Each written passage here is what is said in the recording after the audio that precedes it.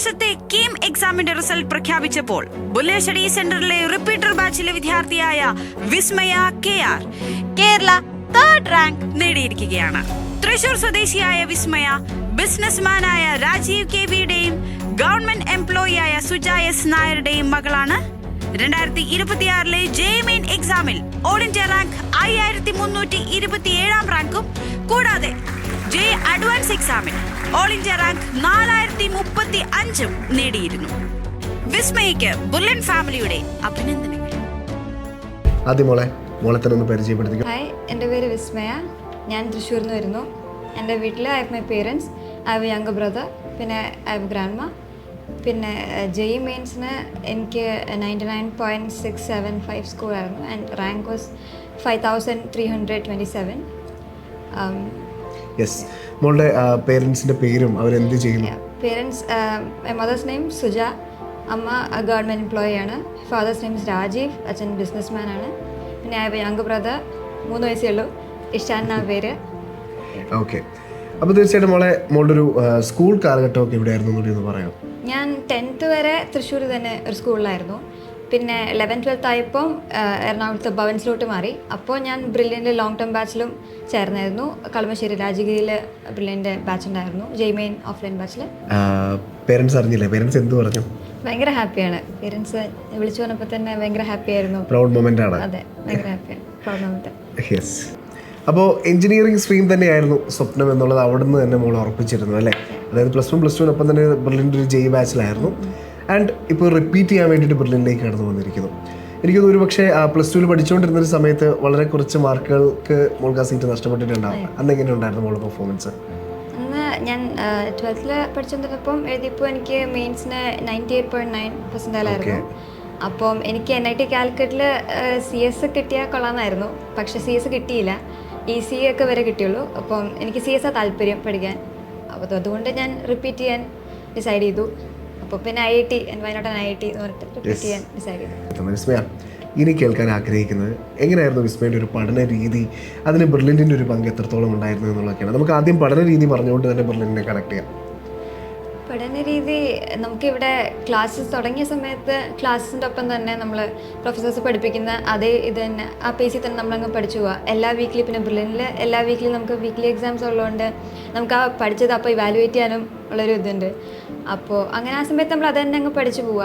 പിന്നെ mains എടുക്കാറായപ്പം model exams തുടങ്ങി, continuous ആയിട്ട് മോഡൽ എക്സാംസ് തുടങ്ങി. അപ്പോൾ നമ്മളിങ്ങനെ യൂണിറ്റ് വൈസ് റിവിഷനും അവസാനം ഓൾ ടുഗെദർ റിവിഷനും അതിനൊക്കെ ഉള്ള ഓപ്പർച്യൂണിറ്റി ഉണ്ടായിരുന്നു. ആ ഒരു സ്കെഡ്യൂളും ബ്രില്യൻ്റ് നമുക്കൊരു സ്കെഡ്യൂൾ തന്നായിരുന്നു. ആ സ്കെഡ്യൂളിൽ തന്നെ അങ്ങനെ പഠിച്ചു പോയതുകൊണ്ട് എനിക്ക് വലിയ ബാക്ക്ലോഗ്സ് ആയിട്ട് അങ്ങനെ തോന്നിയില്ലായിരുന്നു. അതേ സ്കെഡ്യൂളിൽ പഠിച്ചു പോയതുകൊണ്ട് ഭയങ്കര ഹെൽപ്ഫുള്ളായിരുന്നു മോഡൽ എക്സാംസും എല്ലാം. പിന്നെ മെയിൻസ് കഴിഞ്ഞിട്ടാണെങ്കിൽ നമ്മൾ ഫുൾ അഡ്വാൻസ്ഡ് ഫോക്കസ്ഡ് ആയിട്ട് പോകുന്നു. അപ്പോൾ മെയിൻസിലും അഡ്വാൻസും നമ്മൾ കോൺസെപ്ഷ്യലായിട്ട് എസ്പെഷ്യലി ഫിസിക്സിൽ ഡിഫറൻസ് വരുന്നുണ്ട്. കുറച്ച് ഇൻഡെപ്ത് ആയിട്ട് പഠിക്കാനും ഉണ്ട്. കെമിസ്ട്രിയിൽ അഡീഷണൽ ടോപ്പിക്സും ഉണ്ട്. അപ്പോൾ അതൊക്കെ കവർ ചെയ്തു. മെയിൻസിൽ മോൾക്ക് കിട്ടിയ സ്കോറൊക്കെ ഒന്ന് പറയാം. മെയിൻസിൽ എനിക്ക് 99.67 ആയിരുന്നു, 5327 റാങ്ക് ആയിരുന്നു. ഓക്കെ, മോളുടെ ഒരു പ്രിപ്പറേഷൻ ടൈമിൽ മോൾക്ക് കുറച്ചൊക്കെ ഒരു ബുദ്ധിമുട്ടായിട്ട് തോന്നുക അല്ലെങ്കിൽ എഫേർട്ട് എടുക്കണം എന്ന് തോന്നുന്ന സബ്ജക്റ്റ് ഏതാണ്? എനിക്ക് പേഴ്സണലി ഫിസിക്സ് ആയിരുന്നു. ബിക്കോസ് കഴിഞ്ഞ കൊല്ലമൊക്കെ ഫിസിക്സ് ഞാൻ വലിയ കാര്യമായിട്ട് പഠിച്ചിട്ടില്ലായിരുന്നു. എൻ്റെ favourite subject use B math. പക്ഷെ ഇവിടെ വന്നിട്ട് കെമിസ്ട്രി ആയി ഫേവറേറ്റ്. പിന്നെ ഫിസിക്സ് എനിക്ക് കുറച്ച് പണ്ടേ, ഇപ്പോഴും എനിക്ക് കുറച്ചും കൂടി ഡിഫിക്കൽട്ടി ഞാൻ ഫേസ് ചെയ്യുന്ന ഫിസിക്സിലാണ്. അപ്പോൾ അതിന് ഞാൻ കുറച്ചും കൂടി എക്സ്ട്രാ ടൈം ഇട്ട് പഠിച്ചിട്ടുണ്ട്. ആൻഡ് കുറേ ക്വസ്റ്റ്യൻസ് ഒക്കെ ഷൂർ സാറിൻ്റെ ക്വസ്റ്റ്യൻസ് ആയാലും PDFs ഉണ്ട്, കുറേ ക്വസ്റ്റ്യൻസ് അങ്ങനെ ചെയ്ത് പഠിക്കുന്നുണ്ട്. അതൊക്കെ ഫിസിക്സിന് ഏറ്റവും കൂടുതൽ ഞാൻ എഫേർട്ട് ഇട്ടേക്കുന്നത്. എനിക്ക് തോന്നുന്നു ഫിസിക്സ് ആണ് ഓൾമോസ്റ്റ് എല്ലാവർക്കും തന്നെ നല്ലൊരു ശതമാനത്തിനും പാട് ഫിസിക്സ് തന്നെയാണ്.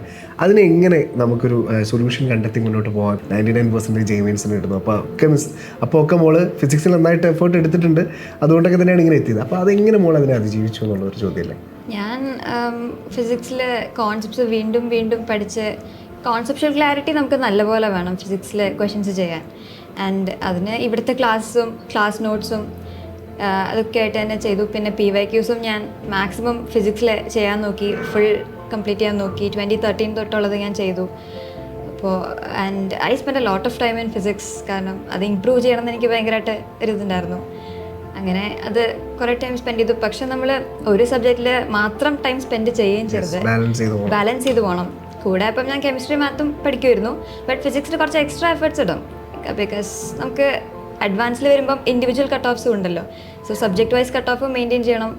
ആൻഡ് എല്ലാ സബ്ജക്റ്റിലും ഈക്വലി സ്കോർ ചെയ്യാൻ നോക്കണം. സോ അത് നമുക്കറിയാത്ത സബ്ജക്റ്റാന്ന് വെച്ചാൽ അത് സ്കിപ്പ് ചെയ്ത് കളയരുത്. നമ്മൾ എഫേർട്സ് ഇട്ട് പഠിക്കുന്ന സബ്ജക്റ്റ്. ഞാൻ ഫിസിക്സിന് കുറേ എഫേർട്സ് ഇട്ടായിരുന്നു. ക്വസ്റ്റ്യൻസ് ചെയ്താൽ തന്നെ മാക്സിമം പഠിച്ചു തന്നെ. തിയറി വീണ്ടും വീണ്ടും റിവൈസ് ചെയ്തു. ക്വസ്റ്റ്യൻസ് മാക്സിമം ചെയ്തു. ഇവിടുത്തെ എക്സാംസിനായാലും ഫിസിക്സ് മാക്സിമം അറ്റൻഡ് ചെയ്യാൻ നോക്കുമായിരുന്നു. ആൻഡ് ഇനി വരുന്ന വർഷങ്ങളിൽ ജെയ് മെയിൻസും കീമും ഒക്കെ എഴുതാൻ പോകുന്ന വിദ്യാർത്ഥികളുണ്ട്. മോൾക്ക് അവരോട് എന്താണ് പറയാനുള്ളത്? ആ ഒരു മൈൻഡ് സെറ്റ് എന്തായിരിക്കണം? അഡ്വാൻസ് എഴുതാൻ പോകുമ്പം മെയിൻ തിങ് ഇസ് മെയിൻസിൽ എക്സ്പെക്റ്റഡ് സ്കോർ കിട്ടാത്തവരായിട്ട് കുറേ പേരുണ്ട്. സോ ഒരിക്കലും നമ്മൾ അത് മൈൻഡിൽ വെച്ച് അഡ്വാൻസ് എഴുതാൻ പോകരുത്. അഡ്വാൻസ് എന്താ പറയുക, നമുക്ക് ചെയ്യാൻ പറ്റുമെന്ന് തന്നെ വിശ്വസിച്ച് പോകണം. മെയിൻസിൽ കുറഞ്ഞു അതുകൊണ്ട് അഡ്വാൻസ് എനിക്ക് കിട്ടില്ല എന്ന് വിചാരിച്ച് അങ്ങനെ ഒരിക്കലും പോകരുത്. നമുക്ക് പറ്റും എന്ന് തന്നെ ചിന്തിച്ച് പോവാം. കിട്ടുന്നത് നമുക്ക് കിട്ടും. നമ്മുടെ എഫേർട്സിനുള്ളത് നമുക്ക് കിട്ടും. സോ മെയിൻസിൻ്റെ സ്കോർ വെച്ചിട്ട് ഒരിക്കലും കമ്പയർ ചെയ്യരുത്. അഡ്വാൻസിന് എല്ലാം ലക്ക് ഫാക്ടർ ആയിട്ടൊന്നും വരുന്നില്ല. സോ നമ്മുടെ എഫേർട്സിനുള്ളത് കിട്ടിയിരിക്കും. പിന്നെ നെക്സ്റ്റ് ഇയർ എഴുതാൻ പോകുന്നവർക്ക് കീം ആക്ച്വലി വരുവാണെങ്കിൽ മോസ്റ്റ്ലി NCERT ബേസ്ഡാണ്. സോ NCERT തന്നെ നല്ലപോലെ പഠിച്ചു കഴിഞ്ഞാൽ തന്നെ നമുക്ക് നല്ലൊരു സ്കോർ കിട്ടും. ടൈം മാനേജ്മെൻറ്റും ഒരു മേജർ ഫാക്ടറാണ്. കാരണം നമ്മൾ 150 ക്വസ്റ്റ്യൻസ് ചെയ്ത് വെക്കണം ആ ഒരു 3 hours. അപ്പോൾ ടൈം മാനേജ്മെൻറ്റ് ഭയങ്കര വലിയ ഫാക്ടറാണ്. ഇത് രണ്ടും മാനേജ് ചെയ്യാൻ പറ്റുന്ന ഒരാളാണെങ്കിൽ നല്ലതായിട്ട് സ്കോർ ചെയ്യാൻ പറ്റും കീമിൽ. മെയിൻസ് വരുമ്പം കെമിസ്ട്രി NCERT, പക്ഷേ ഇക്കൊല്ലം കെമിസ്ട്രി ഒന്നും മാറ്റിയായിരുന്നു. NCERT ബേസ്ഡ് ആയിരുന്നു കഴിഞ്ഞ കൊല്ലം വരെ. ഇക്കൊല്ലം അവരൊന്ന് കുറച്ചുകൂടി ഹയർ ലെവലിലോട്ട് കൊണ്ടുപോയി. ബാക്കിയായാലും നമ്മൾ അത്യാവശ്യം ക്വസ്റ്റ്യൻസ് ഒക്കെ ചെയ്ത് മെയിൻസിൻ്റെ പ്രീവിയസ് ഇയറൊക്കെ ചെയ്ത് പ്രാക്ടീസ് ചെയ്യുകയാണെങ്കിൽ അത്യാവശ്യം നന്നായിട്ട് നമുക്ക് ചെയ്യാൻ പറ്റും.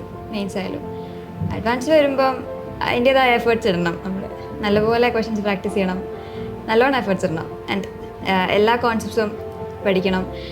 നമുക്ക് ഏതെങ്കിലും ഒരെണ്ണം അറിയില്ല എന്ന് പറഞ്ഞാൽ നമ്മൾ പഠിക്കാൻ നോക്കാം. പക്ഷേ ഒട്ടും പറ്റുന്നില്ല എന്നാണെങ്കിൽ പിന്നെ അതിൻ്റെ പുറകെ പോകാൻ ഞാൻ അഡ്വൈസ് ചെയ്യില്ല. ബിക്കോസ് നമുക്ക് അറിയാവുന്നത് നമ്മൾ സ്ട്രോങ് ആക്കാൻ നോക്കാം. അതാ പോയിന്റ്.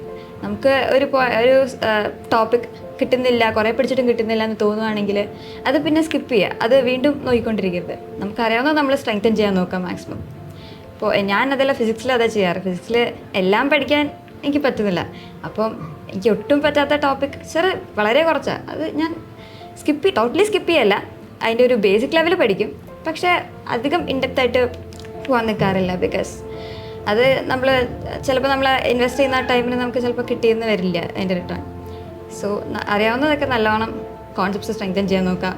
ക്വസ്റ്റ്യൻസ് നല്ലപോലെ ചെയ്യാം. ആൻഡ് എക്സാം ടൈമിന് ഒട്ടും സ്ട്രെസ്സോ ടെൻഷനോ ഒന്നും പാടില്ല. ഒരു ക്ലിയർ മൈൻഡോടെ നമ്മൾ പോയിട്ടിരുന്ന് എഴുതുക.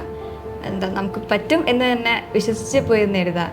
അപ്പോൾ 2027 ജെയ് മെയിൻസ്, കീം, ജെയ് അഡ്വാൻസ്ഡൊക്കെ എഴുതാൻ പോകുന്ന വിദ്യാർത്ഥികൾക്ക് വളരെ ഇൻസ്പയറിംഗ് ആവുന്ന തരത്തിലാണ് തൻ്റെ പഠന രീതികളും എങ്ങനെയായിരിക്കണം നമ്മുടെ മൈൻഡ് സെറ്റെന്നും ഒക്കെ വിസ്മയ പറഞ്ഞു തന്നത്.